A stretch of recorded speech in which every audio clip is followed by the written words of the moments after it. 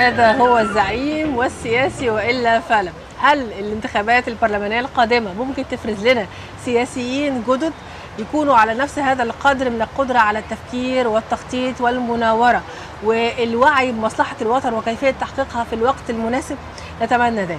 الانتخابات البرلمانية خلاص على الأبواب في مرحلتها الأولى. هناك مرحلتين للانتخابات البرلمانية، الآن احنا بنستعد للمرحلة الأولى اللي هتشهد المنافسة على 14 محافظة. كل الناس ركزت في القوائم، لكن الحقيقة أنهم كانوا المفروض يركزوا في الفردي، لأن عدد المقاعد الفردية أكبر بكثير من العدد اللي يعني هيفرز نتيجة للقوائم.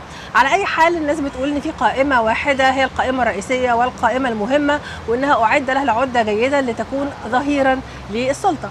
لكن البعض بيرى ان ده قول غير حقيقي وقول مغلوط. على اي حال احنا بننتظر ان هذا البرلمان يفرز لنا جديد، لكن الناس شايفه انه ربما لن يكون هناك جديد، وسيكون هذا البرلمان مشابها في توزيعته كده بين رجال الحزب الوطني الذين عادوا من جديد ولكن في صيغه اخرى، وبين بعض المعارضين اللي كانوا موجودين برضو في برلمانات زي 2005 برضو، ولكن بحصص معينه ونسب معينه. نتمنى ان اللي يفرز هذا البرلمان يكون الشعب المصري، وان تكون اراده الشعب المصري هي من تاتي ببرلمان قادر على تحقيق احلامنا وعلى الرقابه وعلى مناقشه كل القوانين والتشريعات علشان يحصل نوع من الهدوء والاتزان السياسي. حول الانتخابات البرلمانيه القادمه وتوقعاتنا بالنسبه لها، وحول كيفيه اختيار المرشحين وتوزيعه الدوائر والحظوظ الاوفر والحظوظ الاقل، يسعدنا ان يكون لنا هذا اللقاء مع المستشار كمال الاسلمبولي الفقيه القانوني. اهلا بحضرتك معنا. اهلا بيك. اهلا بيك سعاده المستشار، وصباح الخير فندم. يعني الحقيقه في مقدمه نهله كان في تساؤلات كتير قوي، وكان في هي قالت كل حاجه. نقوم نمشي بقى. لا ازاي يا فندم، دي مجرد عناوين في انتظار التفاصيل. التفاصيل يا فندم. يعني هل سيكون لدينا سياسيين حقيقيين داخل البرلمان القادم، خاصه في ظل ظهور وجوه جديده، خاصه في سؤال الاهم للناس في الشارع، احنا هننتخب مين؟ الناس مش عارفه هتنتخب مين. اتفضل يا فندم. حقيقه يعني جدد لا، وجوه جديده لا، بكل اسف يعني. والا يعني لما اطلع هنا واقول في وجوه جديده، يبقى انا الناس يعني تقول الراجل ده مش صادق يعني، او الراجل ده مش شايف. واحنا يهمنا هنا لما نطلع في الاعلام المفروض ان احنا قاده راي. نعم، أنا أقصد يا فندم بالوجوه الجديدة الوجوه التي لم تشتغل بالسياسة في الفترات السابقة. أنا بقصد في منها جزء فعلا احنا بنشوف لأول كده. مرة. اتفضل. لا نادرا نادرا نادرا يمثل كام الجزء ده؟ صحيح. أنا لما أبص اللي تم اعتمادهم هلاقيهم التوتال. نعم. اللي بين المرشحين تقريبا ال 5000 وشوية دول، لما أقسمهم على 5000 و 568 مقعد. نعم. اللي هم الفرد والقايمه، ما هو 120 قوايم. نعم. والباقي 448 اللي هو الفردي بعد الزياده اللي تمت بعد حكم الدستوريه. نعم. وجم يوزعوا الدوائر لما تعطلت الانتخابات، عشان كان في عوار في تقسيم الدوائر، واتعمل تعديل جديد. وعلى فكره نبهنا للعوار ده وقتها ومحدش سمع الكلام. نعم. اللي هتلاقي الكرسي الواحد بيتنافس عليه كام؟ لما اقسم الخمسه وشويه ولا الاربعه شويه عليهم هيطلع 7 8 على الكرسي. نعم. تقريبا يعني. نعم. 10 90% منهم من حزب وطني قديم. وجوه قديم مش هيضحك على بعض. طب هتقول لي هو حرام الحزب الوطني ينزل؟ يعني ما ناس موجوده في الشارع يعني. وهل كل من كان في الحزب الوطني، العنوان الكبير بقى والقضيه الكبيره يعني، هل كل من كان في الحزب الوطني كان فاسدا؟ وايه يعني لما كان في الحزب الوطني او كان مجرد نمبر في كام مليون بتوع الحزب الوطني وخلص؟ هقول لسيادتك لو خدت مدلول الفساد بمدلول مالي، يبقى ليس كل من كان في الحزب الوطني كان فاسدا. ما اقدرش ادمج افراد بانها نهبت واقترفت من المال العام واستغلت حاله الفساد العامه في المجتمع واقول ان كل من كان ينتمي الى الحزب الوطني فاسدا ماليا، هذا قول احمق ان قلته، وبالتالي لا اقدرش اقول. لكن لو قلنا ان الفساد مدلول عام، في الاخطر منه من وجهة نظري فساد تشريعي في عهد الحزب الوطني، اللي هو كان يمثل غطاء للفساد المالي وهو الأسوأ. لذلك انت النهارده مش عارف تحاسب من افسده ماليا لانه يرتكن لتشريع كان يقنن له الفساد. نعم. واذا قلنا الفساد السياسي اللي اثر على البنيه الاجتماعيه للمجتمع، اللي هو حصل فيه تردي بقى في الصحه وفي التعليم في اعتماد القوانين وعدم اعتماد ميزانيات وعدم المساءله الحقيقيه داخل البرلمانات المتعاقبه في ظل حكومه الحزب الوطني وسياسات الحزب الوطني، يبقى هنقول كل من كان قياده في الحزب الوطني وكل من كان نائبا سواء في محليات او في برلمان شورى او شعب، هو ينطبق عليه وصف انه ساهم في الفساد او رضي به حال كونه كان امامه ان يعلن رايه معارضا لهذا فلم يعترض وانما تماشى، ولو تماشي على غير رغبه من وجدانه وضميره. مشي الحكايه. ها برضو اقدر ادمجه بالفساد. نرجع بقى للحكم بتاع حل الحزب الوطني. هو الحكم ده مش وصم الحزب الوطني بالفساد؟ وصمه بالفساد. طب هل الشبابيك والبيبان هي اللي بتفسد ولا قيادات واشخاص وادوات واليات داخل طبعا اروقه السياسه اللي هي مليانه شرايينها بعضها الحزب الوطني؟ لا، كل ده قياده ينطبق عليه ما قاله الحكم بتاع الاداريه العليا في حل الحزب الوطني. يبقى العيب كان فين؟ يبقى العيب كان في لجنه ال50، انها ما حطتليش نص في الباب الانتقالي يقول لي، وكنت انا على صله بيهم وقلت لهم وكانوا قالوا لي كنت كتبته لهم والله من غير ما تابوا. وهو انه كل من كان قياده من قيادات الحزب الوطني او كان ممثلا له في احدى المجالس النيابيه المحليه او الشعب او البتاع من سنه 2000 لحد 2014 مثلا او 12 البرلمان الاخير، وكل من ينتمي الى كيان ارهابي ايا ما كان صلته به يعزل من الحياه او يحظر عليه ممارسه السياسه مده 10 سنين تاليه على اول برلمان. طب ازاي ده يا فندم يتعمل هذا البند في الدستور وهو منافي اصلا لحقوق الانسان؟ لا، الا اذا كان بحكما قضائيا. لا، الدستور اعلى من الاحكام، ده الاحكام مش مختلفين، لكن الدستور هو يماثل الحياه. دستور بيحاكي حريه الانسان وليس تقييد حريه لذلك هو يحاكي حريه الانسان وهو يحاكي حقوق الآخرين في العيش، وهو يحاكي أن تنقي البنية الاجتماعية والسياسية من النبت الشيطاني الذي ثبت فساده. نعم. الدستور ينادي بالحرية. حرية من؟ ما انت سيادتك اللي بيقتل بتحطه في السجن بتسجنه، بتقيد حريته ولا ما بتقيدوش؟ نعم. فما بالك من قتل مجتمعا، من قتل صحة ومن قتل تعليما ومن قتل مالا ومن قتل أرضا ومن قتل مساواة ومن قتل حرياتا ومن قتل بالقهر. طب حضرتك برضه كل دول أعمل فيهم إيه؟ أقول له لا. سيادة المستشار حضرتك شرحت لنا دلوقتي إنه إذا كان كل من ساهم وعمل في الحزب الوطني يجب عليه التنحي عن الحياة السياسية. احنا بنتكلم في 3 مليون تقريبا كانوا قوام الحزب الوطني في ذلك الوقت، وكان من يقود الحزب الوطني هم تقريبا بضع المئات أو لا يتعدوا المئات في قيادة البلد. لا، آلاف.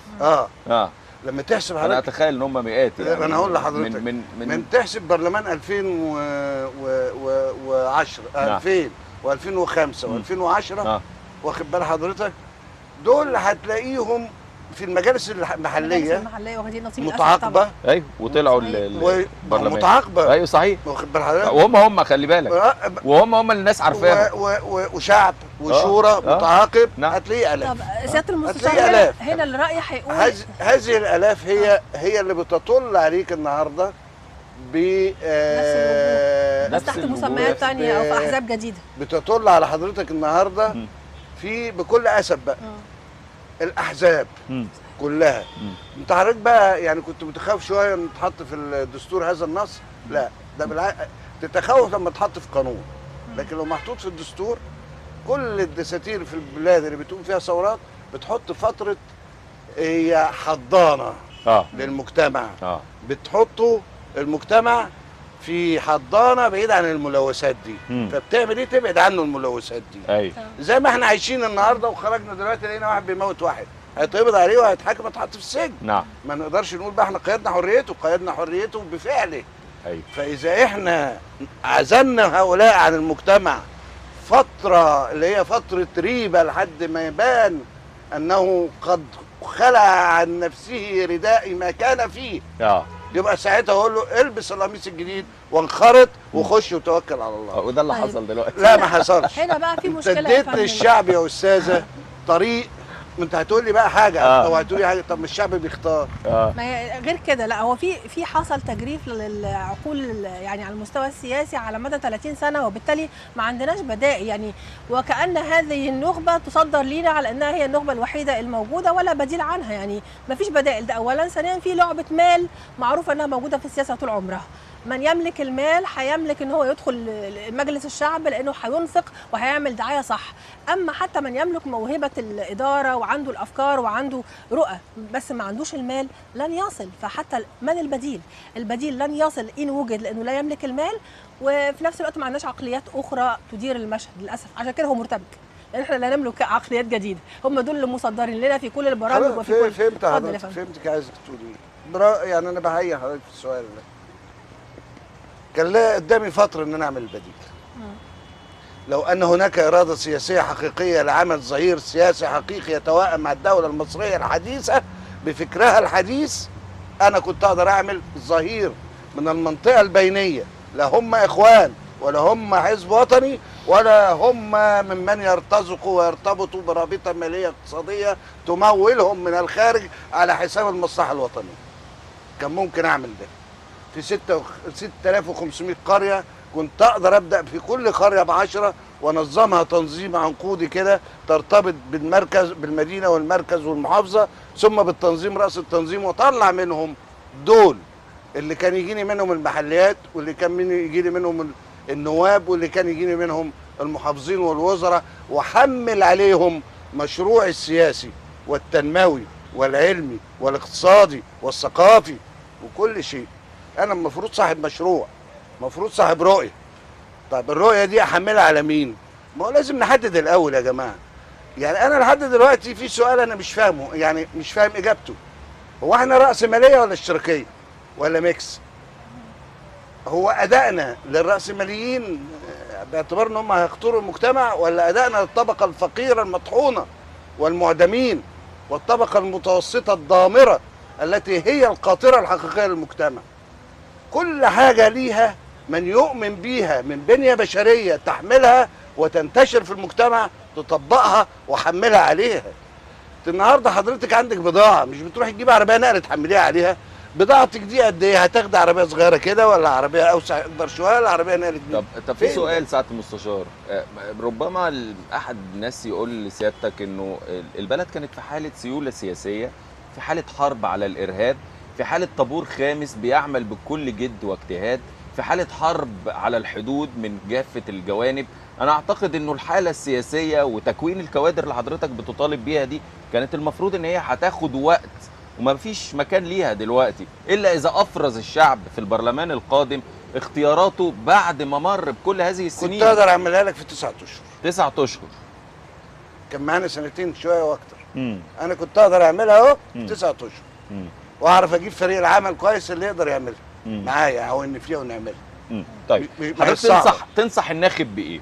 المرحله اللي جايه. الناخب على فكره كان ليها حوار قريب في الراديو، وكانت دخلته الاستاذه سكينه فؤاد. نعم. وشطرتني وايدتني في كل ما قلت. اتفضل يا فندم. يعني انا مش ممكن احط طريق ملغم للناخب واقول له اختار. صحيح. لكن كان عليا بقى في الاقتراح اللي انا قلته لسيادتك ده ان انا انقي هذا الطريق من الالغام وبعدين اقول له اختار، كان يبقى اختياره سهل. لكن هو الناخب النهارده مدلس عليه، يعني بيدلس عليه بالمال السياسي وبالبتاع واللي مش عارف ايه والكلام ده. كمان انا اروح حاطط له المتشابهات امامه فيصعب اختياره، ولا كنت اشيل له الالغام وبعدين اقول له اختار، يقوم ماشي بجرأه كده وقوه يعرف يختار. صحيح. النهارده قدامه مين عشان يختار؟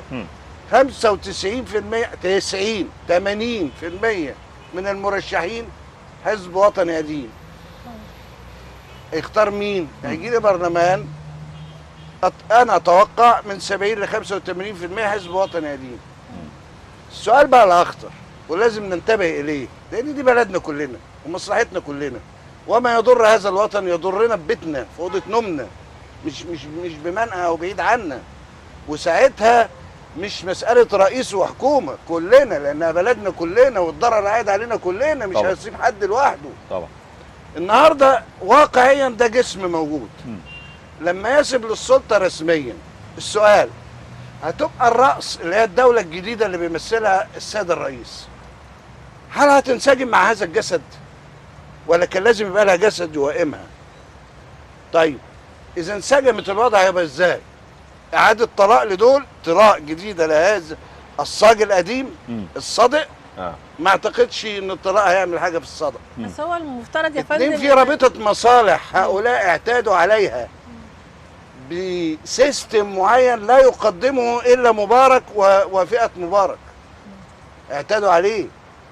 السيسي مش هيقدمه لهم نهائي، الرئيس السيسي مش هيديهم، مش هيديهم من النهب والاغتراف. طب سياده المستشار، ما هو مش من حضرتك بتقول هل هيتوائم مع رئيس الدوله؟ هو مش من المفترض من مجلس النواب ان يتوائم مع مجلس، يعني مع رئيس الدوله. هو المفترض من مجلس النواب ان يراقب على التشريعات وان يعترض عليها اذا كان في اعتراض، ويعني هو مش هيعرقل عمل رئيس الدوله، لكن مش مفترض ايضا ان يوائمه. ده في خوف شديد من انه يكون في تأييد كامل ولا يوجد معارضه على الاطلاق في هذا البرلمان. يعني بعض الناس خايفه من انه يكون برلمان الموافقه، فهو ده الخوف الحقيقي. هل تعتقد حضرتك ان هو مش هيكون برلمان الموافقه وهنجد فيه اصوات ممكن تكون دخلت عن طريق احزاب او عن طريق انها حزب وطني، لكن بعد كده تنفصل وتعمل كتله معارضه داخل البرلمان للصالح العام؟ مش بنقول للتعويق ابدا، احنا عاوزين يعني كل مؤسسه تطلع بالدور اللي ينبغي ان تقوم به، وهو التشريع والرقابه. اتفضل يا فندم. شوفي حضرتك، سؤالك عظيم جدا، وعلى فكره بتسالوني اسئله ذكيه جدا حضراتكم النهارده. يعني انا دي وجهه نظر تحترم طبعا، بس انا ما بقصدش بالتوائم اللي هو التماثل بتاع القطيع، ولكن التوائم في المشروع، في الفكره. احنا الاستراتيجي بتاعنا نتفق عليه، ولكن نختلف في التكنيك ونراقب فيه. لكن هل انا النهارده هتيجي تقولي لي حضرتك البنيه اللي هي راسماليه الشريعه قائمه على الاستغلال وقائمه على الاحتكار؟ شوفي الراسماليه، يعني عبد الناصر عمل ايه؟ كان بيراعي الفقراء والطبقه المتوسطه، وهو مع الغنيه بس بشرطين: عدم الاحتكار وعدم الاستغلال. حضرتك متخوف من حكايه الاقتصاد بشكل خاص، ان هو فعلا يكون راس مال متوحش يدخل البرلمان، وده بيتنافى مع الفكر اللي الرئيس بيتبناه. مع الفكر بقى، واخده بال حضرتك؟ بقيت انا كده وده كده. لو انا فكري كرئيس عايز الطبقه الفقيره والمتوسطه، وهذا هو السواد الاعظم من الناس الذين احبوه والذين صعدوه والذين اختاروه، كويس؟ هؤلاء ينتظرون من الرئيس كثيرا. الى الان المردود لديهم، واعتقد ان الرئيس يشعر هذا، ان لا شيء، لا يشعرون بان شيئا قد عاد عليهم، ربما لان حجم المشاكل كثير، التحديات كثير، الاولويات ربما يكون ده بترتيبات معينه عشان اقدر ادي ده، ربما دي حسابات سياسيه للرئيس هو معاه الطابلو اكبر. لكن انا بنقل له انه مفيش استشعار بان في مردود حقيقي لرؤيه واضحه حقيقيه واصله الناس لما يعرف يبقى معاه سيوله يشتري متطلباته يقول لك تمام. لما يبقى عنده حركه راكده في السوق، البلد متكتفه حقيقه، لازم ناخد بالنا من ده. شوفي، من يطبل كثيرا ومن ينصح نادرا. طيب سياده المستشار، احنا عايزين، والرئيس انا متاكد وابصم لك محتاج اللي ينصح.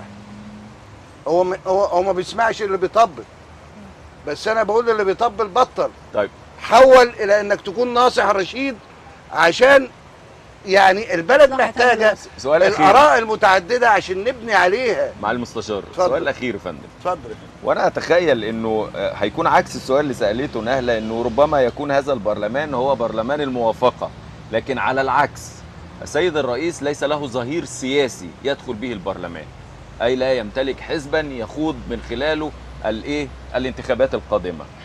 واحد. اتنين، انه المال السياسي احنا بنشوفه دلوقتي بشكل متضخم جدا موجود في بعض الاحزاب اللي داخله وعينها على الاغلبيه في البرلمان. ثلاثة والاخيره، انه احنا نسينا الاسلام السياسي اللي ممكن يخوض الانتخابات بشكل خفي في المرحله اللي جايه. تقول ايه في الثلاث نقاط القويه امام الرئيس؟ وقويه عليا، بس اديني نقطه.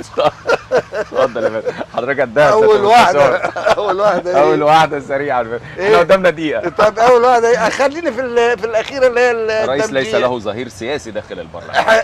يعني معلش سيبني بلاش اعلق عليه. طيب بلاش دي. بلاش.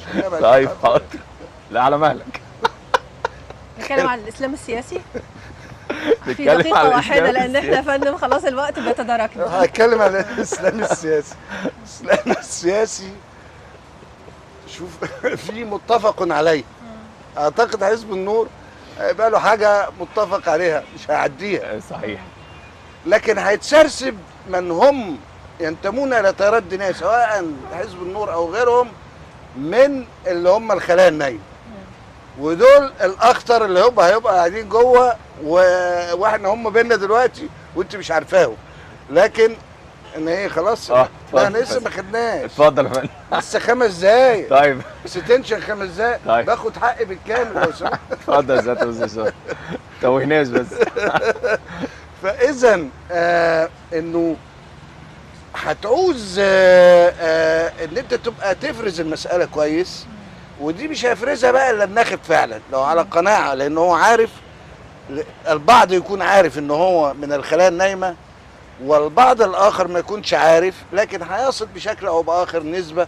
ارجو ان يبقى في نوع من الفلتره بحيث ان هي ما يعني لا تتجاوز هذه النسبه، يعني ما يعوق الاستراتيجي، لان خلي بال حضرتك احنا بنتكلم في استراتيجي. نقطه بقى اخيره، اني بتعجب جدا كيف لا احزاب هنا واحزاب هناك، والمفروض بتقول انا ليا في البتاع واوايم مش عارف في حب مش عارف ايه وبتاع ايه والكلام ده وهكذا.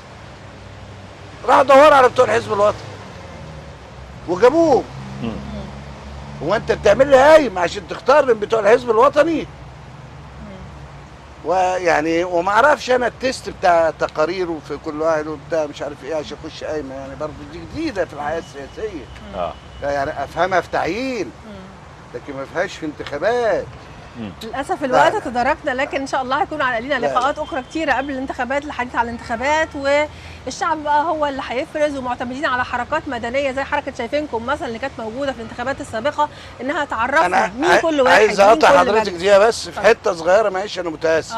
انا عارف ان ده اعلاميا بالنسبه لك مش اتفضل يا فندم. يعني انا عايز اقول برلمان يجب ان يكون برلمان يمثل فعلا المكون الثالث بصلاحيه، ولا استعجل على تكوين المكون الثالث لمجرد ان انا بكونه ويطلع مني غير صالح ويوصلنا الى حاله لا ارجوها ولا حضرتك ترجوها ولا احد يرجوها. صحيح. وانما نريد من هذا البرلمان ان يكون ركيزا للبلاد وليس الكوارث على البلاد. مطلوب من سيادتك ومطلوب من كل من له قلب على هذا الوطن انه يطلع في المرحله اللي جايه للاعلام، ينوه، يقول بعض الالغام اللي قدام طريق البرلمان القادم للناخب.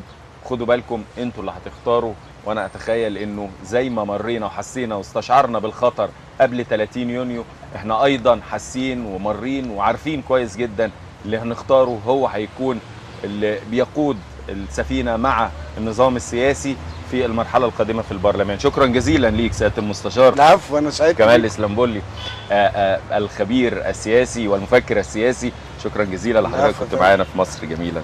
بعد الفاصل هنلتقي بحضراتكم في فقرتنا الاخيره، والفاصل مش هيكون بعيد ابدا عن هذه الفقره الاخيره، الفاصل مع آلة السمسميه. خلينا نبعد شويه عن السياسه ونروح للاجواء الفنيه، وآلة السمسميه برضو هي كانت بتؤرخ لمعاركنا السياسيه. صحيح. وكانت وسيله من وسائل النضال. نشوف التقرير ده عن آلة السمسميه ونلتقي اخيرا بعاشق السمسميه المطرب احمد خلف.